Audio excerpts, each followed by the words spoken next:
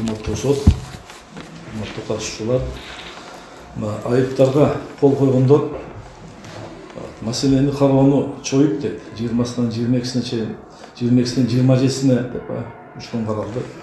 Комиссиянын чечими өтпөй калды деп айып коюшкан. Чындыкка жетеликчи. 4 ай болду да. Башында сурадым эле. Сиздер окудуңарбы деп, прокурор дагы, сотту дагы. Эми окуй алган мүмкүнчүлүк болгон эмес. Ал 3 күндө окуш үчүн мындайча айтканда 1 күн кечке отуруш керек да. Азыр 4 ай өттү. Азыркы окуганга, бардыгына жеткенге убактыңар жетти да. Туурабы? Тергөөчүлөр, прокурорлор дегенде, 4 айдан бери башынан аягына чейин окуп чыгышса керек деп стенограмманы. Бир мисал керектигилечи. Ошол күндөрдөгү стенограммадан кайсы жерде мен төрага катары бир тарапка тартыпмын. Жок мындай. Калыстык менен гана отурумдар алып барылган. Биринчиден, абдан маанилүү маселелерге депутаттардын баардыгы суроого жазылат. 120 депутат. Кийин талкуу болот. Ага да 120 депутат. Жарым күндө физикалык жактан алганда дагы бүтмөк эмес да. Физикалык жактан да алганда бүтмөк эмес. Мамлекет үчүн маанилүү маселелер каралганда талаш тартыш менен бир күндө эч качкан бүтмөк эмес, бүткөн да эмес буга чейин. Маанилүү маселе да кумтур. Жөнөкөй эле маселе эмес да. Көчөдөн алып келип эле мындайча айтканда кое коюп эле аны өткөзө коюп. 10% биздин группаны берген маселе. 3000 киши ошол жерде иштейт. Аяк бягы менен 5000 киши иштейт. Ошол майда аябай кыйын жүрөт. Ал 21-жыл эмес ал, 12-жыл. 10 жылдан кийин экономика артка кайтып дегенде. Эми кайра бутка туруп аткан мамлекет эле кайрадан дегенде. Чоң мындайча айтканда тобокелчиликтер бар. Ошон үчүн жогорку кеңештин депутаттарын түшүнсө болот. Талаш тартыш болду аябай. Аябай талаш тартыш болду. Аны эми стенограмманы окуган адам өзү да түшүнөт. Комиссиянын мүчөлөрүндө ар башка ойлор, талаштар пайда болду. Биринчи күн эле. Мына директор кеңеши боюнча айрымдары сырткы башкарууга каршы чыгышты. Комиссиянын мүчөлөрү. Финансы боюнча суроолор, тартыштар болду. Көп тартыштар болду.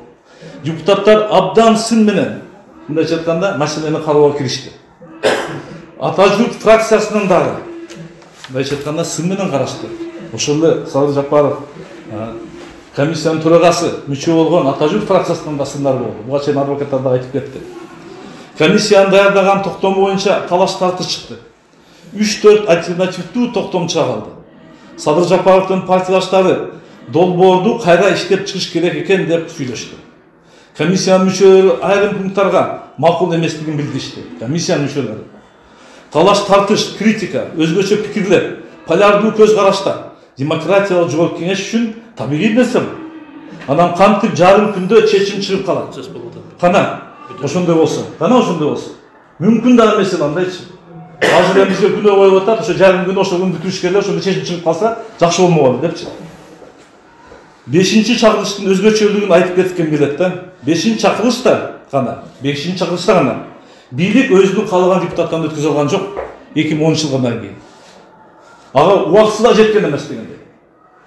Эл каалаган өзү талапкерлерди шайлап депутат кылды. Ошон үчүн күчтүү оппозициялар жогорку кеңеште 5-чи чакырылышта. Ата журт 1-чи орун менен келди. 5 фракция бар. Башкасын айтпайын, президентти сындап турчу жогорку кеңеш. Күчтүү жогорку кеңеш болгон. Тажрыйбалуу, билимдүү, өзүнүкүн бербеген депутаттар көпчүлүк болду 5-чи чакырылышта. Эми өзүңүздөр ойлогула. 5 фракция. Биринчи жолу партиялык система толугу менен ишке ашты. Жаңы конституция боюнча. Депутаттар төрагага баш ийбейт. Өзүнүн фракциясына баш ийет биринчиден. Лидерине баш ийет. Ошонун тизмесинен келген. Кантип эле мындайча айтканда мага баш ийип калат. Ошол эле комитеттин төрагалары. Мына, комитет төрагалары фракциялардын мындайча айтканда квотасы менен төрага болуп шайланат. Зам болуп шайланат ал жердечи. Биринчи жолу мындайча айтканда ушундай альтернативдүү мындайча айтканда мнение мындайча айтканда дайыма жогорку кеңеште болуу үчүн фракционность пайда болду. Талаш тартышта. Көп маселелерде айрыкча өзгөчө маанилүү маселелердин баардыгы биринчи фракцияда талкууланып, ал жерде чечим кабыл анан жогорку кеңеш алып чыгылат эле. Ошол эле. Ушуну түшүнүш керек да. Анан жөн эле ушундай жогорку кеңеште ушундай мындайча талаш тартышта оппозиция күчтүүлүктө жарым күндө ушундай маселени алып кетип, жарым күндө чечим кабыл алып коюш мүмкүн эмес да. Эми айып коюп атат, жарым күндө кылып койсо болот эле. Силер болсо 20-сынан 22-сине чойдуңар, 22-синен 27-сине чойдуңар дейт. Стенограмманы окуйсузлукчу. Стенограмма окуңуздарчы. Кабыл алган токтомдор өзү айтып турат. Окуган адам түшүнөт. Жогорку кеңештин 5-чи чакырышы Кыргыз Республикасынын кызыкчылыгын коргогон чечимдерди гана кабыл алган.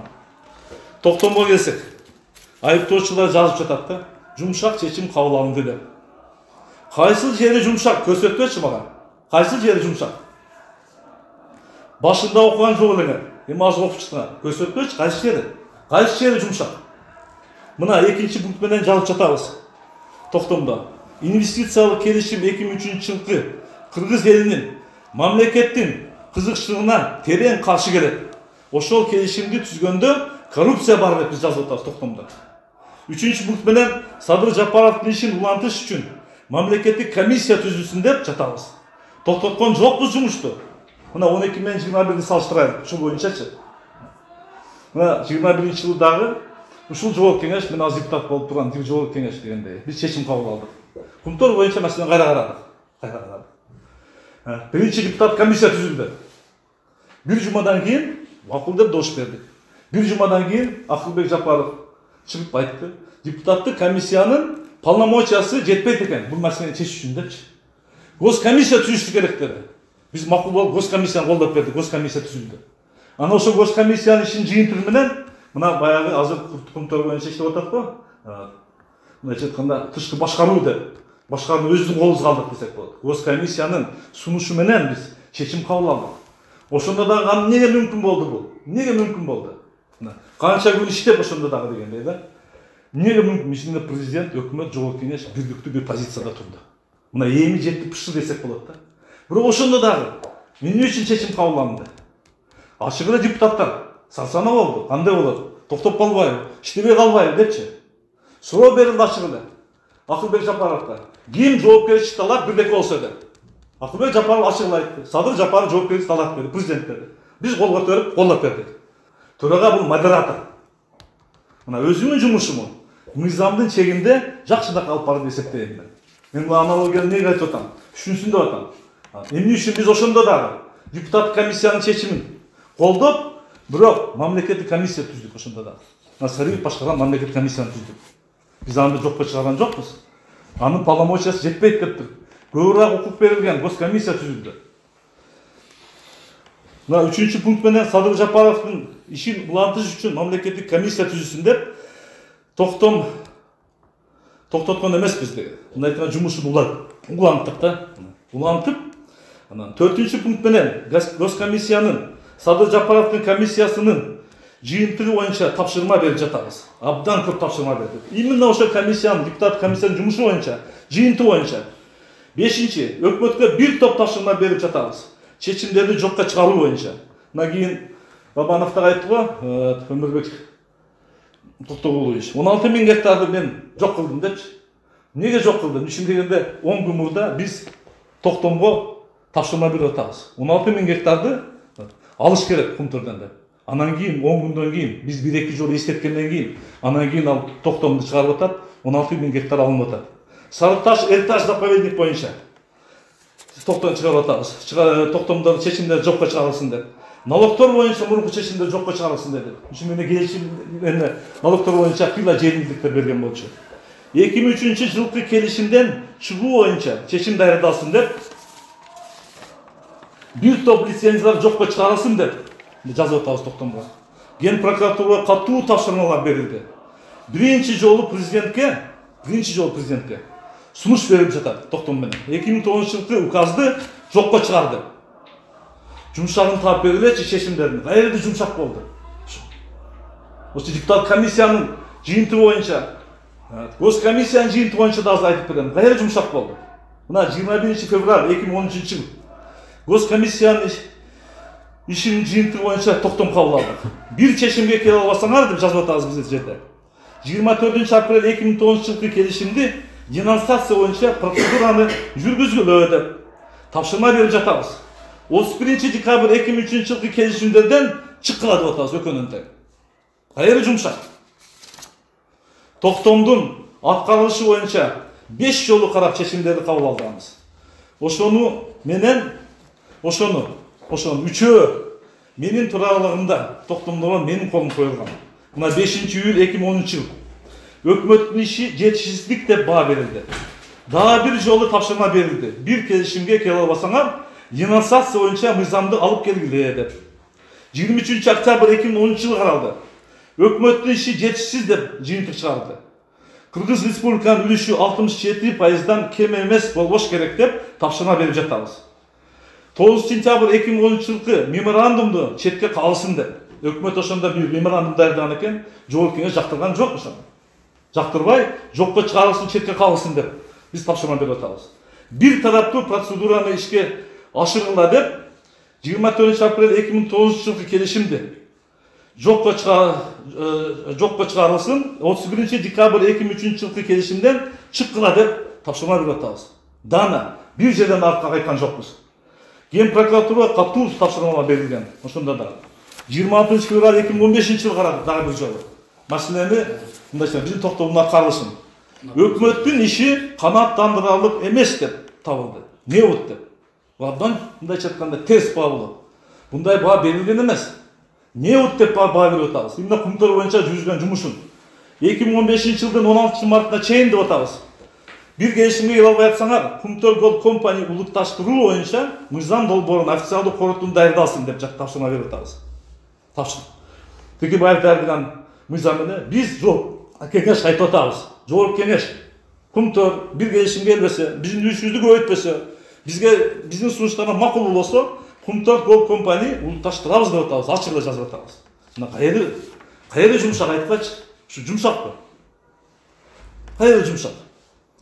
Эми урматтуу туугандар, кылмыш кодексинин оор белгиси менен бизди айыптагандарга айтат элем. Буйруса биз тазабыз. Алла буйруса, Кудай буйруса биз тазабыз. Үстүбүздө Кудай таразылап турат. Ак ийилет, бирок сынбайт. Бул дагы өтөт. Баардыгы ордуна турат. Тарых тастыкталат. Ак бойдон, кара бойдон калат. Жараткан Аллах Таала баардыгын ордуна коет. Ошон үчүн жакшы карагыла. Дагы мүмкүнчүлүк бар. Тергөө бүтө элек. Акты ак деп, караны кара деп мөрүңөрдү койгула. 4 айдан бери түрмөдө отурабыз. Башында 2 жолу эле сурак болду. 2 жолу сурак болду. Ошол керек беле? Камагандар конституцияны, мыйзамдарды тебеледи. Бир эмес, 2 сыйра мыйзамсыз чечимдер менен отурабыз. Мына адвокаттар айтып кетти. Ошол учурда да 2012 жылы Зулпкар Төрбаев көз депутат элек. Азыр дагы депутатпыз. 2 конституция менен биздин укугубуз корголгон. 2 конституцияны тең мындайча нормаларын тебелеп, мыйзамдарды тебелеп бизди камады. Мага карата, жогорку кеңешке карата доморттар негизсиз. Өз жумушубузду мыйзам талашында жүргүздүк. Мен Төрбай катары бир дагы мыйзамсыз чечимге кол койгон эмесмин.